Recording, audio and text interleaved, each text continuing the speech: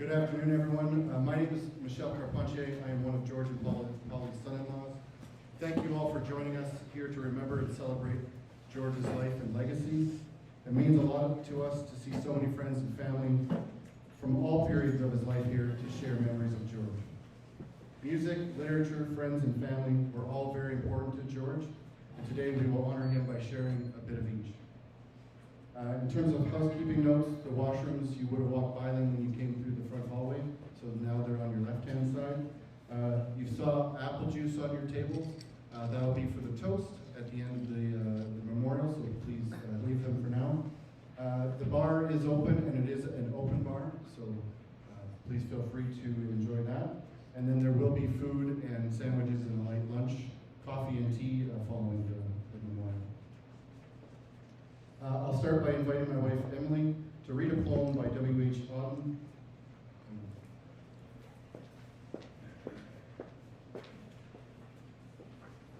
Thank you. Thanks for being here. This poem that I chose is this one? Yeah. It was not written for a dad, but anyway, it's a good poem, I thought. It's called Funeral Blues by W.H. Auden. Stop all the clocks, cut off the telephone, prevent the dog from barking with a juicy bone. Silence the pianos and with muffled drum bring out the coffin, let the mourners come. Let airplanes circle moaning overhead, scribbling on the sky the message, he is dead.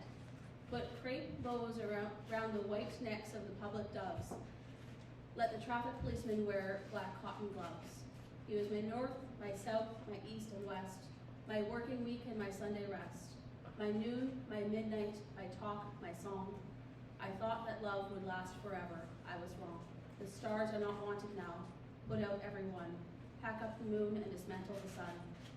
Pour away the ocean and sweep up the wood, for nothing now can ever come to any good.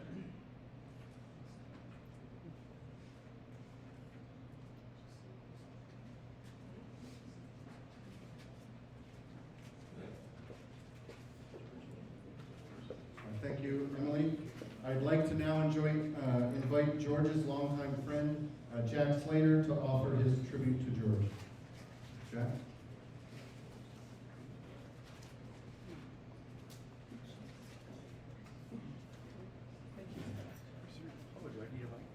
Do I drop it at the end? Or? Yes, please. My name is Jack. I was a good friend of George's, mostly through education, but we became very close after I retired. I may be asking for a little bit of assistance from my companion here, but hopefully I'll get through this. I was asked to say a few words about George, probably the fewer the better. George was truly a wonderful friend. That'd be everything you need to know about George. More? You want me to say more? Yeah. Okay. You'll probably be regretting that.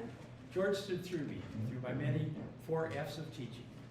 That would be faux pas, foibles, fumbles, and of course, hey, don't fear trying to guess what that 4th F is. It's flubs.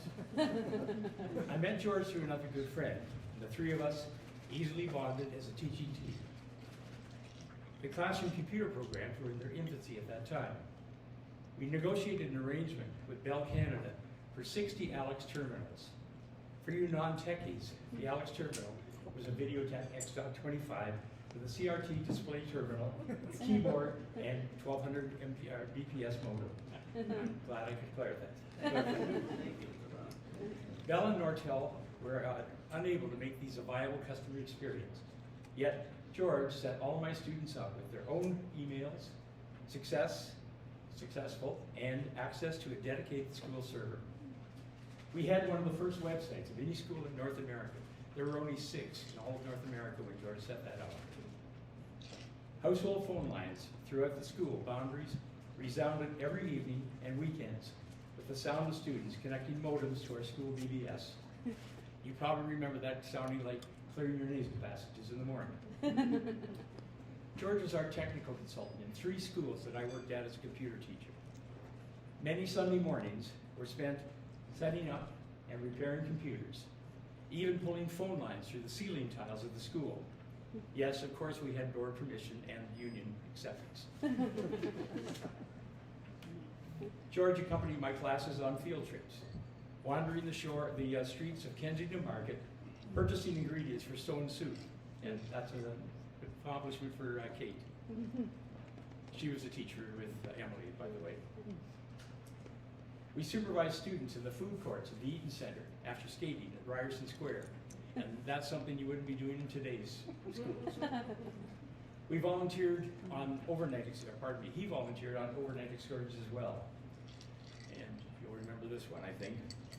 In Quebec City, we are guiding a group of students back to the hotel through an underground mall. And behind several pillars were some burly, very stern-looking men. One of them flashed a badge and went like this to us.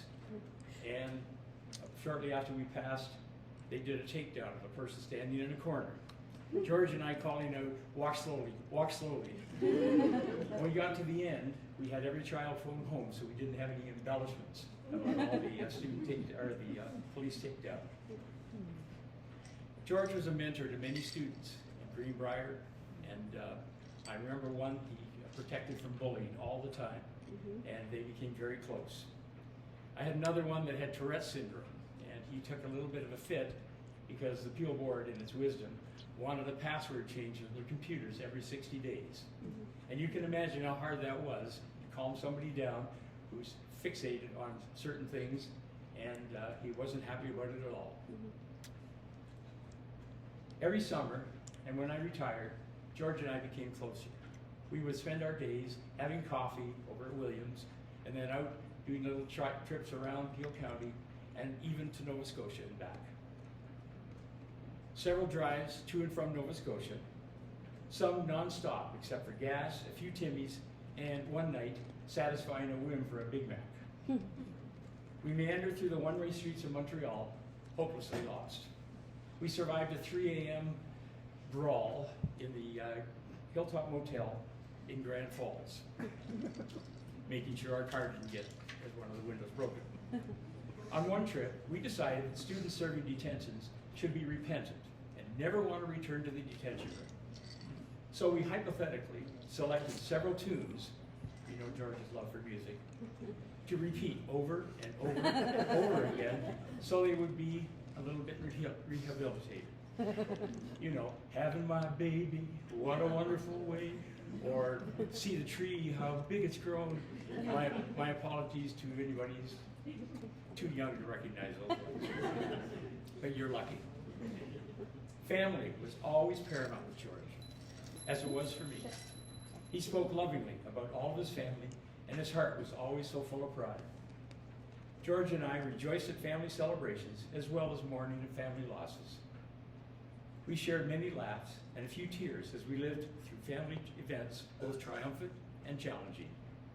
We shared a love of photography, computers, aircraft, history, automobile racing, vintage automobiles, music, and of course, helping kids. George made a difference. He made a difference through the sharing of his values, and in turn, those he touched made a difference in everybody else's life. Above his so many fine qualities, one attribute stands out above anything else in my love for George. He was my friend.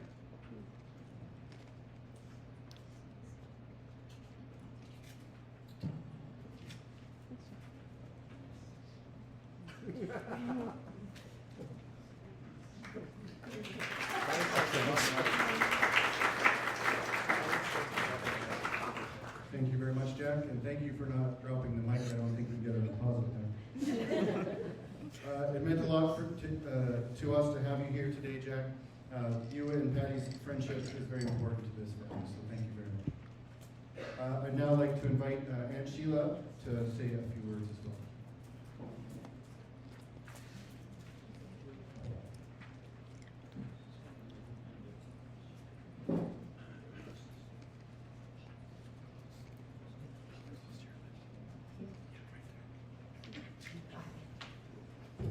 For those of you who don't know me, I'm George's, sorry for the shaky voice, George's youngest sister.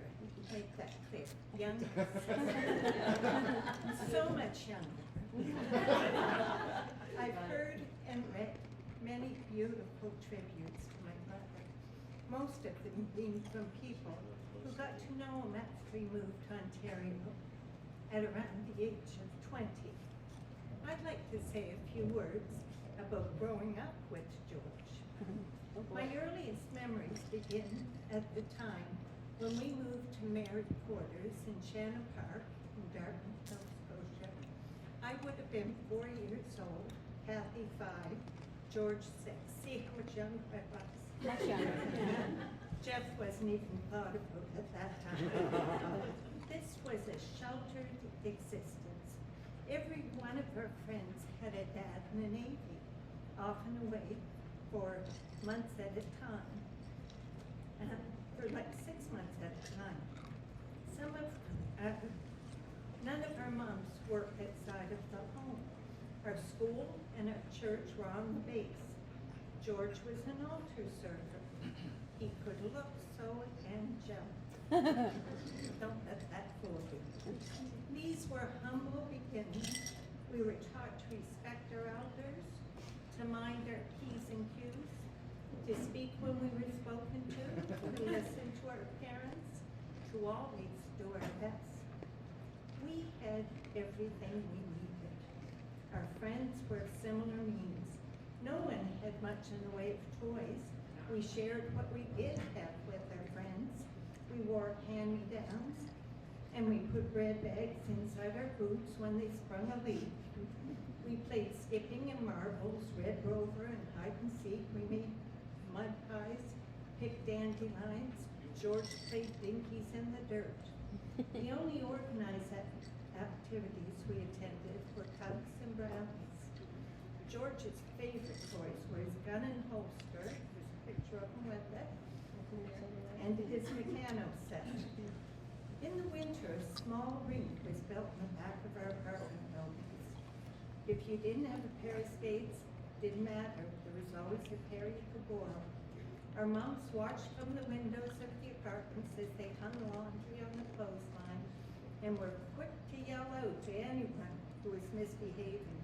And God help you if you didn't heed them, even if it wasn't your mother yelling at you. There was a little canteen on the base where you could buy a little brown bag full of candy for just 5 cents. I'm eating myself. When our dad arrived home from sea, he would allow George and Kathy to take Kathy and I to the canteen. He would give us each a quarter to buy candy. It took a long time to pick out all your favorites. It took me until I was an adult to figure out why Mom and Dad wanted to get rid of us for an hour or so after we didn't wait so long.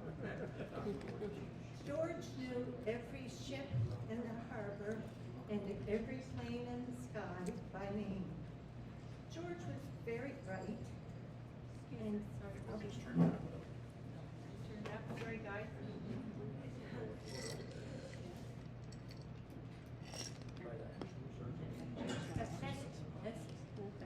Hello. Oh, I need to speak louder. Hello. We Maritimers are gentle people. George was very bright and immersed himself in books. They were his prized possession. Kathy and I dare not touch them unless we knew how to turn the pages just right. He would spend hours building model airplanes. Do you remember when Jello boxes had prizes in them? Well, George saved 198 poker chips with pictures of aircraft on them, the full set, and he could name every one. He even sent away for the carrier to store them. Would not surprise me if Pauline finds those somewhere in the house. I have them. I, for one, never wanted to eat Jello again. George was not quite 12 when we moved to England, where our dad was posted for a little more than 3 years. George would don his school uniform, complete with heavily starched button-on collars, and head to school in the city on the tube. He knew the city well. He could get around anywhere. He grew up quickly, and he continued continued to excel at school while also learning to play rugby. Got a concussion one time. They didn't even call home. My mother called the school. They said, well, he's playing rugby. Like you're expected to get concussions. Don't baby him. These were the days of the Beatles, and the whole family enjoyed playing their records on our stereo. I know Paulie's got the stereo too. Much to George's dismay, Kathy and I also liked the Monkees. And he would groan and roll his eyes when we filled the house with, hey, hey, we're the Monkees. Jeff was born in 1965, and George was thrilled to finally have a little brother. Returning to Canada was a big change for all of us. We grew up in a very traditional home of the 60s. The girls were expected to do the supper dishes every night, dust and vacuum and help with laundry. After all, that was women's work. George, on the other hand, had to carry one garbage can to the curb once a week. We couldn't figure out how that was fair. Not that he didn't have time to help clean the kitchen, because he would stand there and tease us as we did our chores with a devilish smirk on his face. When Mom made pies, she always used the leftover pastry to make one delicious jam tart. Because there was only one boy, Jeff was too young, George always got it. Mom loved to spoil him. George enjoyed riding his racing bike, and he had his own little dark room under the steps in the basement, to the basement, where he'd spend hours developing his photographs. George introduced me to some of the finer things in life, as big brothers should. For those of you who've never experienced the sunset from the beautiful shores of Nova Scotia, you must really add that experience to your bucket list. When I was about 15, George and his friend Alan invited me and my friend Sari to go to a very special beach to watch the sunset. On the way there, I started to think we might be lost when Alan pulled into the gravel driveway of a creepy house in the middle of nowhere. George and Alan jumped out, and Sari and I were petrified. A few minutes later, they returned with a couple of bottles of beer. My brother had taken us to a bootleg. Never went to one again in my life.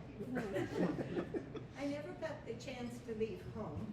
Home left me when my father retired from the Navy, and everyone except me, fools like they were, moved to Ontario. I married, had 3 children, built a career. I didn't get to see my family as much as I would have liked, especially as the family grew to include wives, husbands, nieces, and nephews. But I could always count on my big brother to be the voice of reason in my life. Not so much Kathy or Jeff. They supported me in other ways. George could look at a situation and calmly offer his perspective, which usually coincided with mine and was usually the right thing to do. In recent years, our conversations were centered around his grandchildren. You see, his grandchildren are the most intelligent, the best looking, the sweetest, the tallest, and so on and so on. George was never one to brag until he became a granddad. This always made me smile. I'm a grandmother to 2 boys, but I learned to keep their qualities to myself. Never measure up. Caleb and Caitlin, I'm so happy that you got to know your granddad and absorb the deep love he had for you. May you always carry that in your hearts. George got the short end of the stick when it came to health. He fought the good fight for many years, and I pray that he is now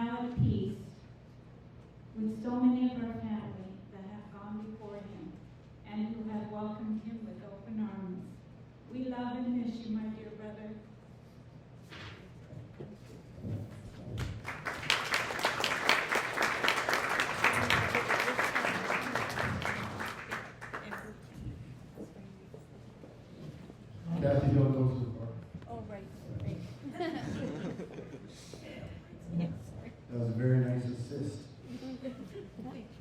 George's sister Kathy will now read Requiem by Robert Louis Higgins.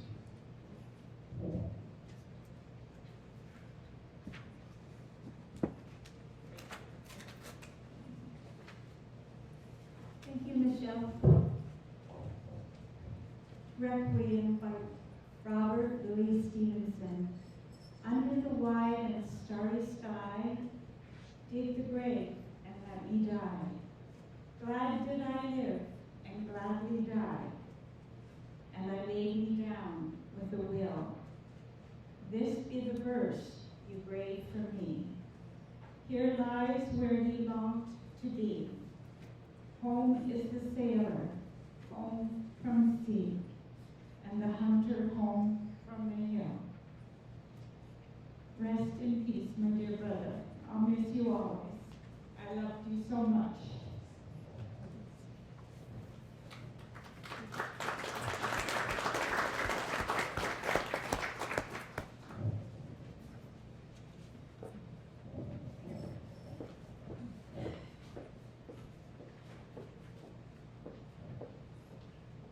We're now going to play the song. One more.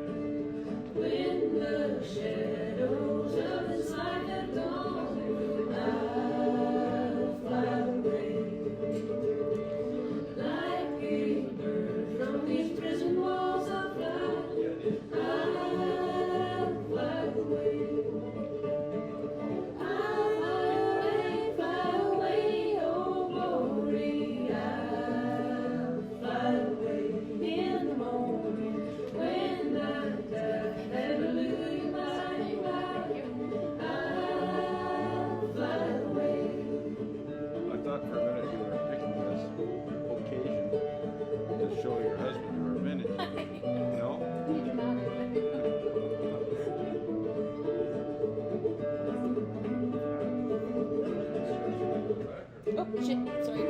I guess we're starting over again. Okay. I think it's probably okay. Okay, it's probably good.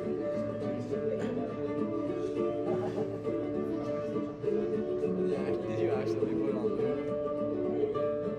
There. Yeah. Great job. Thanks.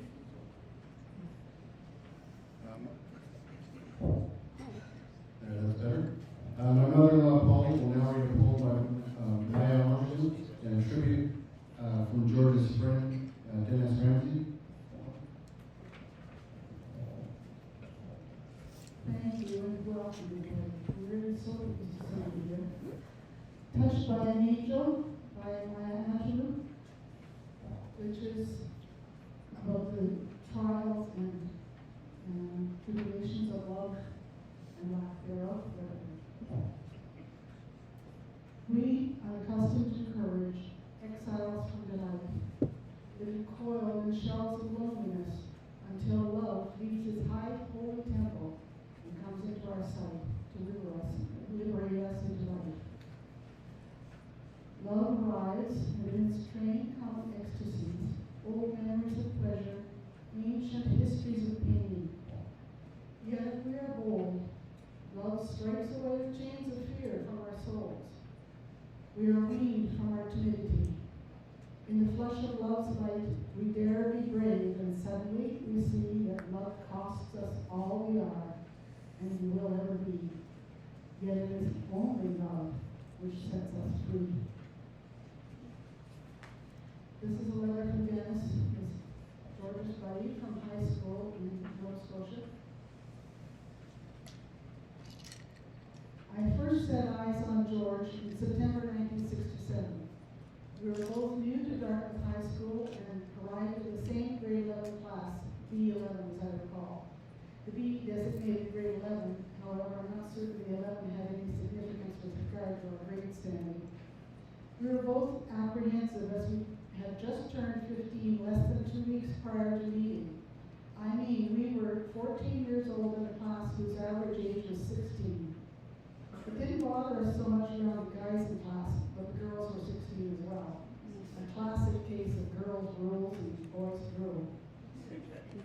Prior to meeting in September, I believe we had previously met in the ether. Both of our fathers were in the Navy, and I suspect they both were on leave in November 1951, as we were both conceived that month.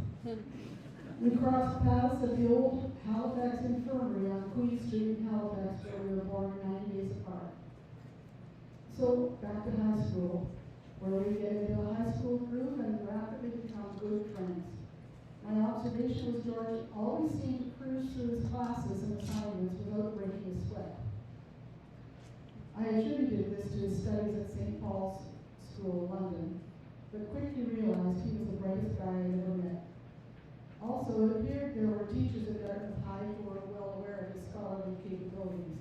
That, and together with his IQ of 164, resulted in him being singled out when it came to extracurricular academic pursuits.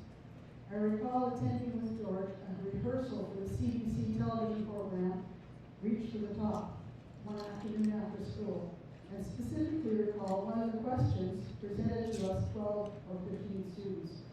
It was something like this. A bumblebee is flying at a constant 30 miles per hour between two oncoming trains whose speed is unknown and doesn't really matter.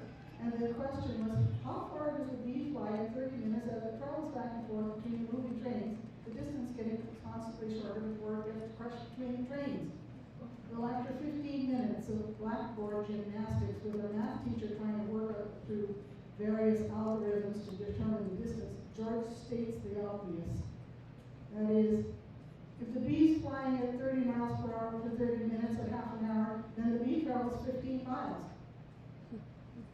I don't think he got to the point of actually saying 15 miles before the math teacher was sufficiently embarrassed and ended the rehearsal. Afterward, George, with his disdain for competitive academics, not so affectionately referred to the show as Race to the Bottom, not Reach to the Top. He declined the invitation to go on the show. So back to high school and the girls we recall, Claire and Donna in our B11 class, both of whom had boyfriends who graduated from Dartmouth High School some years previously. They were clearly out of our league. I mean, Claire's boyfriend bought a brand new 68 Plymouth Roadrunner 383 4-speed, honestly. And Chicky Brown, well, George's eyes glazed over at the thought. Not sure where she is without digging into online yearbooks, which we both swore we would never do. In keeping with George's passion for all things British, and certainly my keen interest, commencement of grade 12 also brought an introduction to bicycle racing and photography. The first Canada Games were scheduled to take place in Halifax this summer of 1969, and it was at an introductory gathering where we met Alan Gosley and his dad Sid, who had recently arrived from Yorkshire, complete with a couple of bicycles that were unlike anything we'd ever seen. So we attempted to train for the cycling event that summer. However, I think we mostly enjoyed hanging out at Alan's upstairs loft at 64 Oakdale Crescent. It was the home of all things British: music, clothes, magazines, and of course cars. I don't recall how much cycling training we actually did in those 6 or 8 months, but we certainly learned a lot about British culture.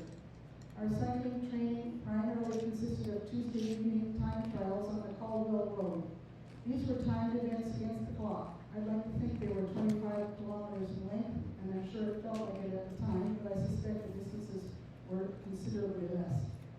George and I were there with Alan, always setting the pace and sit with the stopwatch. As our times for the distance gradually improved, George was having some difficulties. And it was at that time George was looking for answers.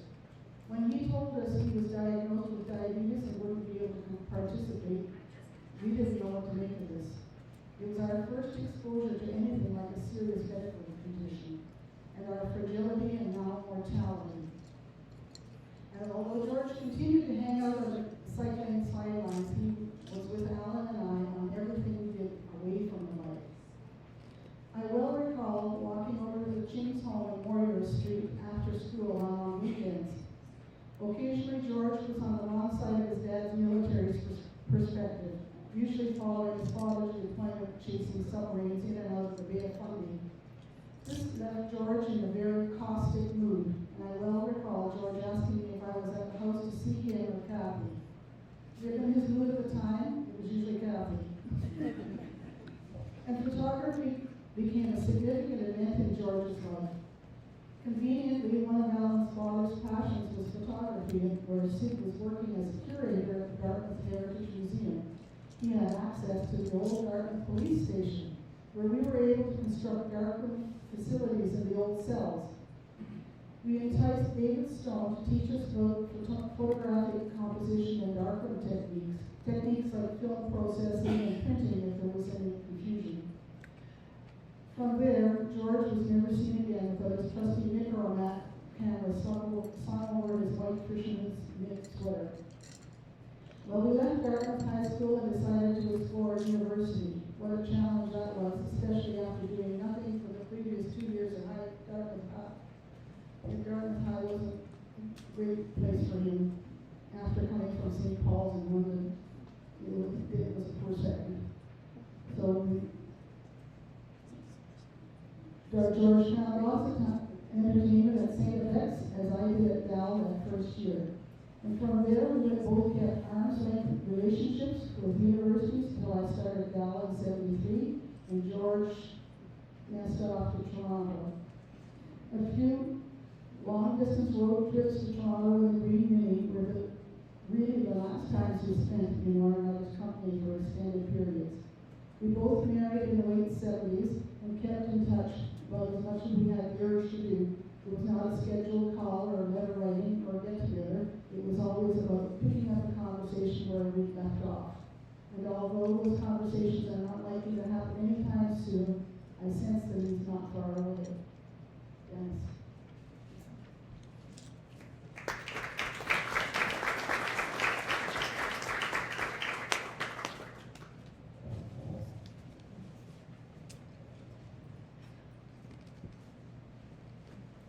I'd like to now invite Emily back up to read the eulogy.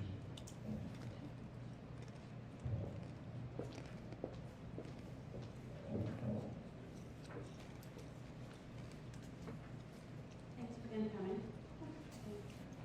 I'll start by reading a tribute sent to us by one of Dad's other oldest friends, Adam Singer, who couldn't join us today.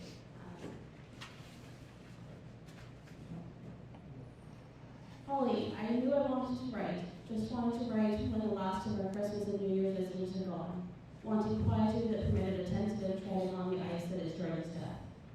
It cracks and I plunge into Can't Buy Your Love is in the hit parade, and the Beatles are not oldies, but it's 1964 in the present. Two boys are walking through dowdy, cheap rent post-war streets, crossing from the faded gentility of Hollywood Park to the working grid of the North End Road. The war had ended 19 years before, and although unknown to these two 12-year-olds, its iteration clung to the surroundings like hazy stucco. George would have said something like, "Hazy stucco? Didn't he play for Herman's Hermits?" They would have laughed. It was a daily walk from school. Davies, an odd school, used by arriving parents to synchronize children with the UK curriculum. This was George from Canada, or desperate parents such as mine, in the hope of curing my failings into a school of worth. The classes at Davies were small rooms, at most 6 students, no playground but a large common room with 4 table tennis tables, and a snaking line of boys taking their turn at the ping pong bat.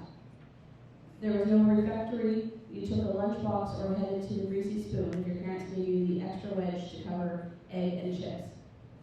It was a constant trial of exams, which for George were like eggs in a Teflon pan sliding into another pass.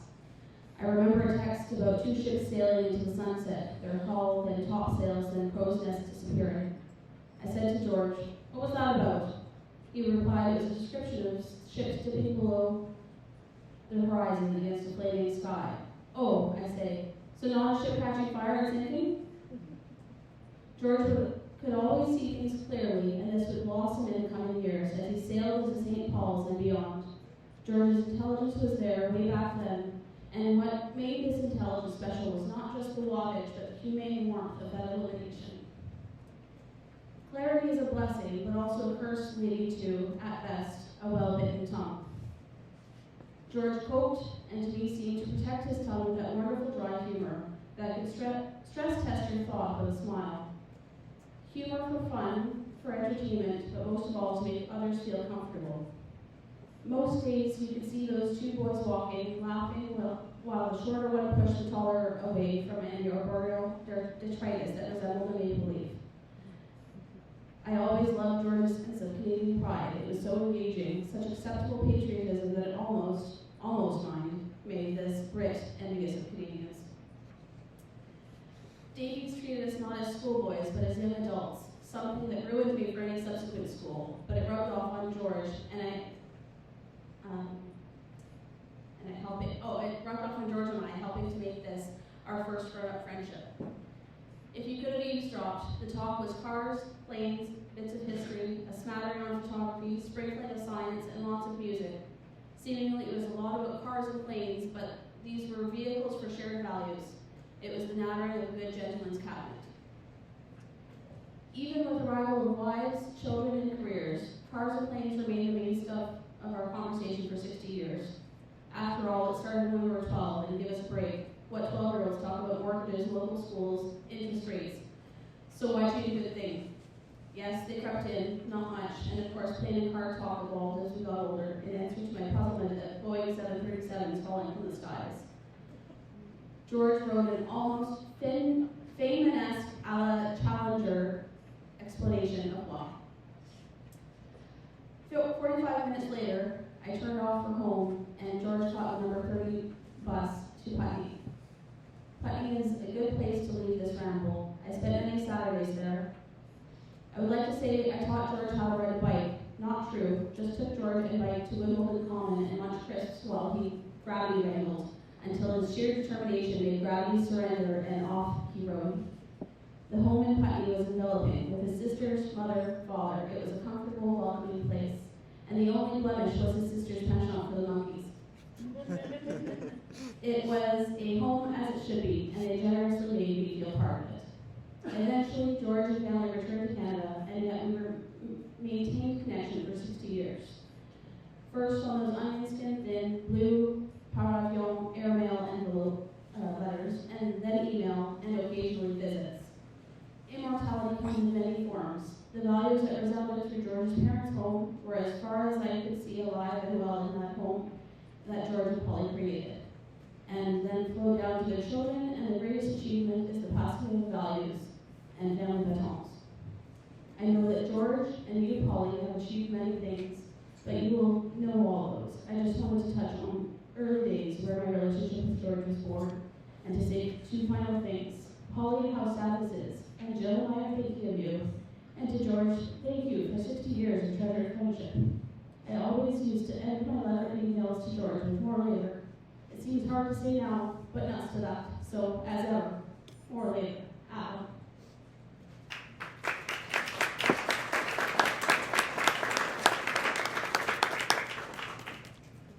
Adam has a way with words, and I don't know if I'm going to be able to follow that now, but I'll try. My dad was not a simple man by any interpretation of that word. Today and in the last few weeks, we've heard from a number of people who knew him in various places and stages of his life. And just about everyone has commented on his humor, his loyalty, his integrity, his willingness to help, and his intelligence. It's been both interesting and gratifying to know that people knew my dad as I saw him, as someone to be a good one to follow. I learned a lot from him, of course, both directly and indirectly.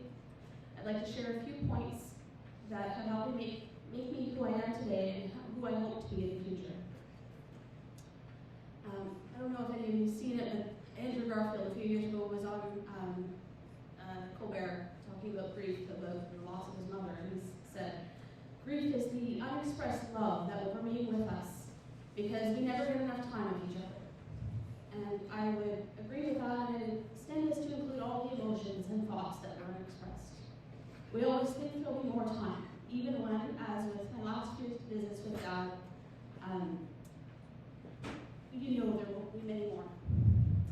Whether good or bad, I think it's important to allow ourselves to feel our feelings and to communicate them, and to consider which thoughts and feelings serve us and should be cherished and allowed to take root and form our reality, and which thoughts and feelings should be allowed to wither away. It takes practice. My dad never mastered it, and neither did I, neither have I.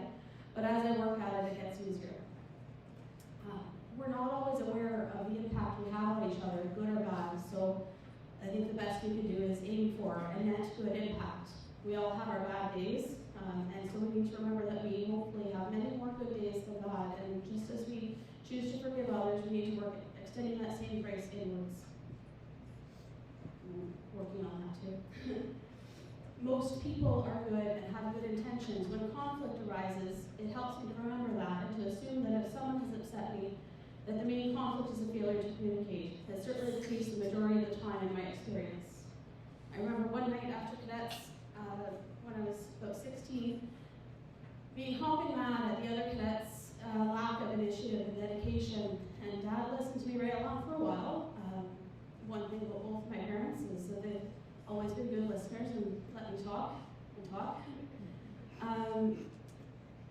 But then he said, after I wore myself out a little bit, well, you need to remember that they're all teenagers too, and they have lives outside of cadets, and not everybody's going to share your priorities. Maybe they don't know how important this is to you or how their actions are affecting you. And duh, but it had never occurred to me, because as a typical teenager, I had only considered my own perspective and priorities. And I think of that often when I get frustrated, especially because things like that don't change. And I try to extend grace and to understand others before I get mad. I'm working on it. Showing up is most of the battle. Dad was reliable. If you needed him, he was there. There were family milestones, concerts, competitions, parades, birthdays, weddings, funerals. I don't know that he ever missed one of Christie's concerts, and the only cadet event I remember him missing was the ACR in 2003, because he was in France with Adam Slater, attending the 24-hour Le Mans in a Bentley, a vintage Bentley, so I forgive him for that, but it was, of course, the year I won several awards, and he wasn't here to see it. But anyway, but he's been there for all of my other accomplishments and my low points too. And I've never once had to worry about whether my parents were there to support me, which is a privilege I'm keenly aware of, especially in my work in diversity, equity, and inclusion. That is not something that we can all just take for granted, that family is there to help and support me. And we talked a lot, I have spoken a lot about Dad's intelligence, and he was smart, and he was bright, but he always emphasized that intelligence is great, but it's nothing without being well-read, curious, humble, and generous. And he was all of those things. Well, humble is debatable, but he didn't put as much stock in his intelligence as lots of other people do. He was never telling me his or my IQ. First time I heard it was from Dennis's letter there, because he didn't want it to form a significant part of either of our identities. Everybody knows something that we don't. We can always learn something from somebody, and we can always learn more and get better. So that was always a big part of our discussions. From a young age, Dad encouraged me to read good books and surrounded me with educational, engaging media, games on the Apple II, all the PBS, TVO, and CBC I could watch, and lots of great music. Even into adulthood, he'd send me recommendations for authors and musicians I should check out. And he'd also give me feedback and advice on my own writing and reading and stuff. And probably one of the most difficult parts of the last few weeks is not being able to send in these things for proofreading. Long before Google came around, Dad would provide resources and references for me to learn about topics that interested me rather than just giving me a short answer or dismissing my questions. Animals, art, poetry, Titanic. When we baked together, he'd have me do the math mentally on doubling or halving the recipe in my head. He and Mom fostered our curiosity and our interests rather than dismissing them. He told me many times that Christy and I could accomplish anything we set our minds to. And then, in the last couple of years, he told me he wished he'd encourage us more to set our minds to something. As we both followed in his footsteps as perpetual students of various topics, but we seemed to have both found our paths in our mid to late 30s, just as he did. We have curiosity in spades. Our dad studied philosophy, psychology, English, French, and Russian literature, several languages, math, physics, microbiology, photography, and computer science in a 17-plus year span at 3 different schools. Likewise, my sister and I have jumped around in our careers and educations, giving us each a great deal of knowledge and experience in a wide variety of topics. But, like Dad, we think our time has been well spent and has led us to the fulfilling careers we enjoy today. Dad was very generous with his time, his thoughts, and his money, and generally, unless someone else acknowledged it, his generosity would go almost unnoticed. For example, while volunteering at Greenbrier, a family with 2 kids immigrated from Ghana. They were bright, pleasant students who had not received much, if any, formal education prior to arriving at Greenbrier, so they needed to be brought up to speed. Dad took the time to tutor them, spending countless hours with them. Frank, the older son, went on to high school and university as an elite wrestler, and wrestled at the world level, and has enjoyed an impressive career as both a wrestler and a coach at Simon Fraser University. And that's the kind of kid that, if Dad hadn't been there to volunteer, he probably would have fallen through the cracks, because there just aren't the resources available to teachers to bring somebody up to speed when they were starting from nothing at grade 7. So he had a huge impact on Frank, and in my email with him this week, Frank said that this news affected him as much as it had his own father's death. There were lots of kids he helped, in big and small, but usually subtle ways. Walking them off school property and watching to make sure they got home without being beaten up, as Jack alluded. Some of them, it was difficult to keep them from getting beaten up because they seemed to want it. But anyway, he did that. Tutoring, buying them snacks when they came to school or that's hungry, or even in a few cases, buying them proper winter gear.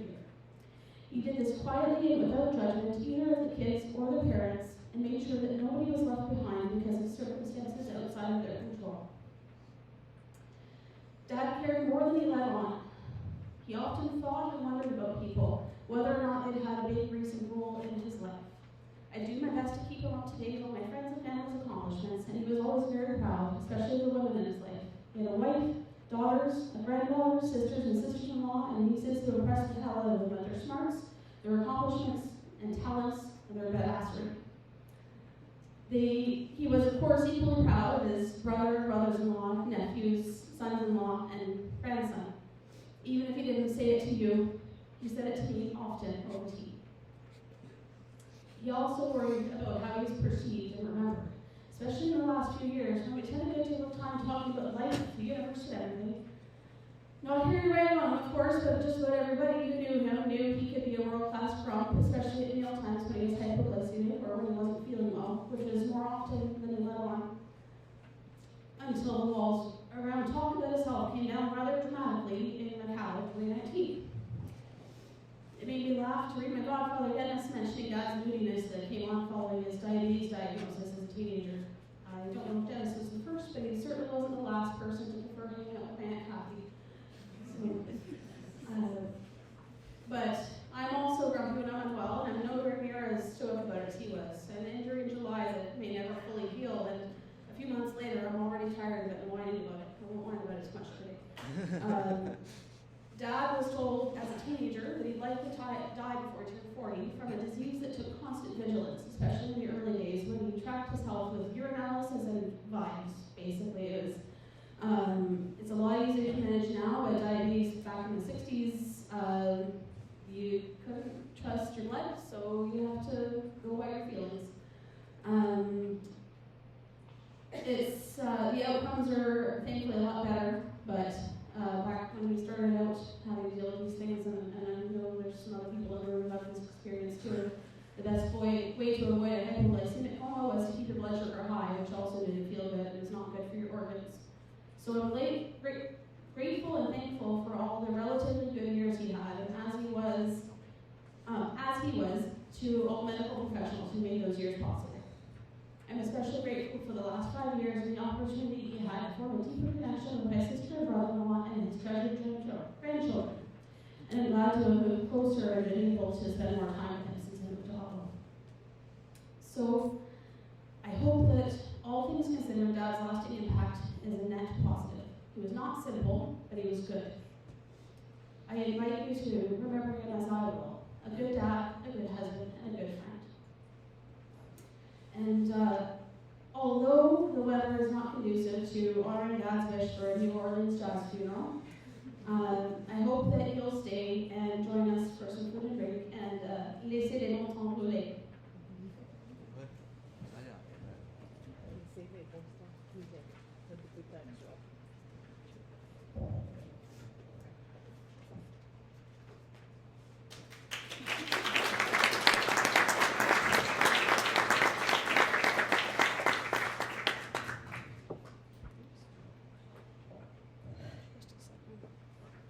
At the end of this next song, I invite you to join me in a moment of silence to reflect on your memories of George.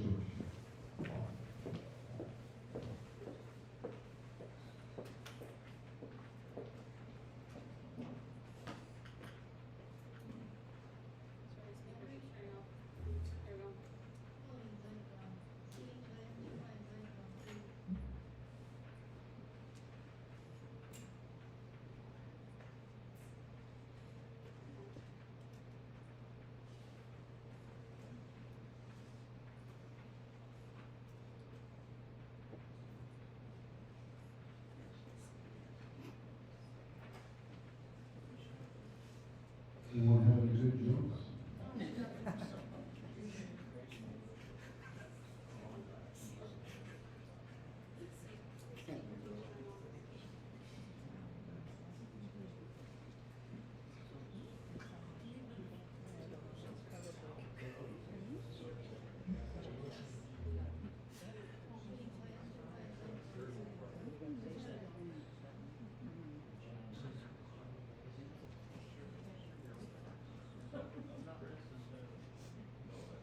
We'll now observe a moment of silence.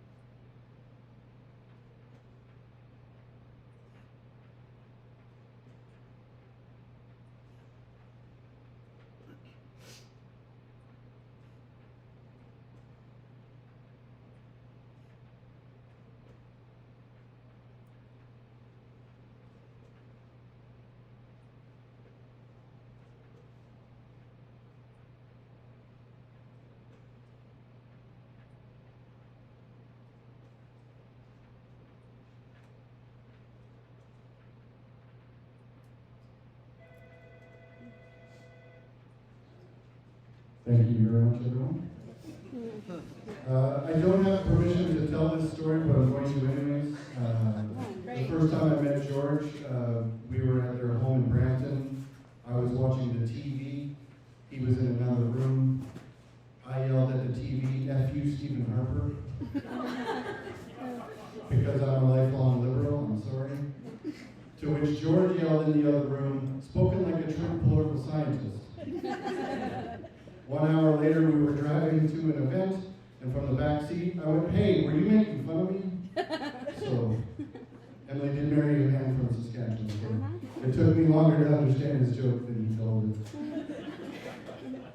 And the last time I saw George on December 27th, I loaded up the car. I came back in the house and I had my shoes on and I didn't want to muck up the floors, all these floors. So instead of shaking his hand or hugging him like I should have, I gave him a salute. But I guess that was my goodbye to George. So thank you all for sharing this moment with us today. As I say this last little bit of closing remarks, please feel free to pour some apple juice at your table for prepare for the toast. Or get a drink. We are going to inter George in the family plot in the Brampton ceremony in the Brampton cemetery this spring. For today, the family invites you to stick around and enjoy some food and drink and share memories and toast to George. So as we play this next song by Leonard Cohen and gather our orange juice or adult beverage, I get you to please rise.